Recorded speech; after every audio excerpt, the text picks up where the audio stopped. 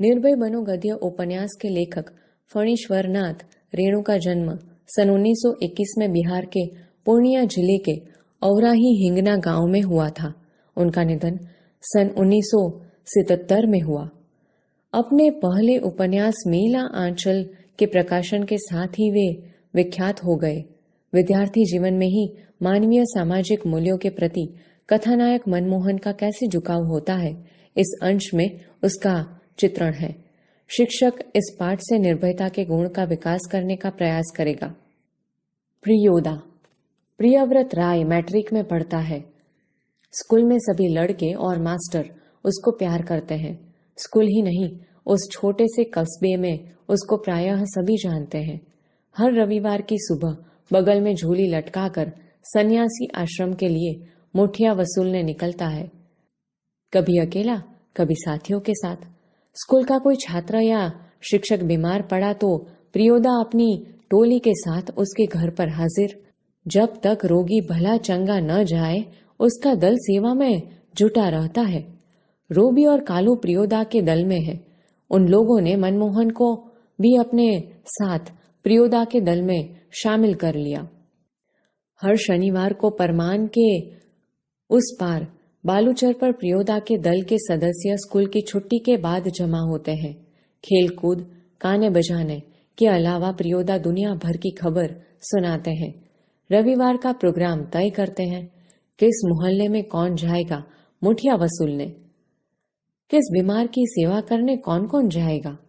उस दिन मनमोहन का परिचय देते हुए कालू ने कहा था, प्रियोदा, यह मोना मनमोहन खूब तेज लड़का है, क्लब का सदस्य होना चाहता है। प्रियोदा ने मनमोहन को सिर से पैर तक देखकर पूछा, भारतवर्ष के एक ऐसे आदमी का नाम लो जिसे लोग भगवान का अवतार समझते हैं। महात्मा गांधी। ठीक है, तुम पढ़ लिख कर क्या बनना चाहते हो? प्रियोदा का दूसरा सवाल। मनमोहन चुप रहा, फिर बोला, वकील। सभी ठठाकर हंसे, लेकिन प्रियोदा गंभीर ही रहे। बोले, ठीक है, बीमार लोगों की सेवा करना जानते हो? सीख लेंगे। शाबाश, यदि रोगी हैजा से पीड़ित हो? मनमोहन चुप रहा, क्योंकि हैजा के नाम से ही उसे डर लगने लगता था। गाना जानते हो? जी। तैरना? जी नहीं। प्रियोदा ने सूर्यनारायण नामक सदस्य से कहा, सूरज, मौना तैरना नहीं जानता, सीख जाएगा। एक दिन उठाकर पानी में फेंक दूंगा, खुद तैरने लगेगा। सभी हंसे। सूर्यनारायण पढ़ने में कमजोर था, लेकिन शरीर उसका मजबूत है। रोज 100 दंड बैठक करता है। उसके साथी सूरज पहलवान कहते हैं उसको। दल के सदस्यों को तैरना सिखलाना उसी का काम है। उस दिन सभी ने नए सदस्य मौना यानी मनमोहन से गीत सुनने की इच्छा प्रकट की। मनमोहन पहले लजाया, किंतु जब प्रियोदा ने आग्रह किया तो उसने खखार कर गला साफ किया। कौन गीत गाए वह? उसने शुरू किया, राम रहीम न जुदा करो भाई, दिल को सच्चा रखना जी।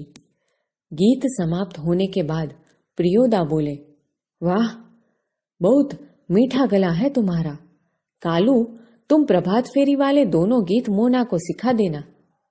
सूरज पश्चिम की ओर झुक गया। बालूचर पर लाली उतर आई। परमान की धारा पर डूबते हुए सूरज की अंतिम किरण झिलमिलाई। पखेरु दल बांधकर बांस वन की ओर लौटने लगे। प्रियोदा के दल के सभी सदस्य पंक्ति बांधकर लौटे। पुल के पास एक गाड़ीवान तन्मय होकर गीत गा रहा था। भोला गरीबक दिन पहिया हरब, भोला गरीबक दिन। सूरज ने भी उसी सुर में सुर मिलाकर गाना शुरू किया। एक टाजे लोटा छल, बेटा छल 3 पनिया पिबेत काल, लोटा लेलक छिन। कृत्यानंद झा ने कहा, विद्यापति की लाचारी है। लाचारी? लाचारी ट्रंठाए। बालूचर के उस पार से किसी ने फायर किया। एक पखेरु बालू पर गिरकर छटपटाने लगा। उसका जोड़ा वकील होकर बहुत देर तक रोता रहा। मटमिले अंधकार में एक अर्दबली नूमी आदमी दौड़ा हुआ आया और मरी हुई चिड़िया के डैने को पकड़कर चिल्लाया, मिल गया हुजूर। इब्राहिम बोला, सब डिप्टी साहब का अर्दली है, साला भारी खचड़ा है। प्रियोदा के मुंह से अचानक निकला, होल्ड। तब इब्राहिम को अपनी गलती का एहसास हुआ। दल का नियम है, कोई सदस्य किसी किस्म का अपशब्द या गाली मुंह से नहीं निकालेगा। इब्राहिम ने तुरंत सिर झुकाकर दल के नायक प्रियोदा और सदस्यों से माफी मांगी। बात यह है कि साले ने सभी हंसे। प्रियोदा ने गंभीर होकर कहा, इब्राहिम, यह तुम्हारी 8वीं गलती है। 10 होते ही हम तुम्हारे साथ नहीं रहेंगे। इब्राहिम ने पूछा, लेकिन सरकारी अफसरों को गाली देने में क्या हर्ज है?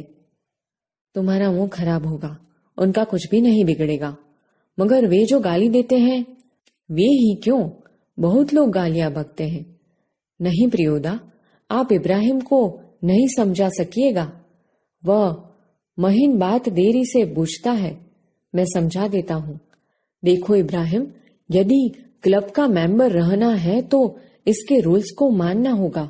नियम है कि कोई सदस्य आपस में बातचीत के सिलसिले में भी कोई खराब शब्द नहीं बोलेगा। जानते हो ना? बस बात खत्म। सहुआइन धर्मशाला के पास आकर सभी ने एक दूसरे से विदाई ली। कालू ने कहा, मोना, तू रास्ते में डरेगा, मैं जानता हूं, चल मैं पहुंचा दूं। प्रियोदा ने कहा, मोना डरता है? मैं उसे पहुंचा दूंगा, तू घर जा कालू। रास्ते में प्रियोदा चुप रहे। एक सुनी जगह पर आकर रुक गए। सड़क के दोनों ओर बड़े बड़े पीपल के पेड़, दोनों ओर बहुत दूर तक खंडहर और मैदान। पास में एक उजड़े हुए मकान की ओर इशारा कर प्रियोदा ने कहा, जानते हो, इस घर में कभी मुर्दों की चीरफाड़ होती थी। पोस्टमार्टम हाउस था यहाँ, इसलिए लोगों को डर है कि आसपास के पेड़ों पर भूत पिशाच किलकिल करते रहते हैं। मैदान में प्रेतनियां नाचती है, संतालियों की तरह झुंड बांधकर। क्यों, डरने लगा? अकेले यहां आ सकते हो? जी नहीं। प्रियोदा हंसे, बोले, देख मोना, भूत प्रेत ऐसे आदमी को कभी नहीं तंग करता जो 10 काम करता हो। तुम्हारी उम्र में मैं भी डरता था।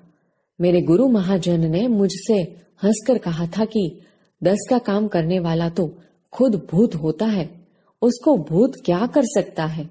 चलो शुरू करो। तो वह गाना राम रहीम ना, मनमोहन गाने लगा, राम रहीम ना जुदा करो भाई, दिल को सच्चा रखना जी ई।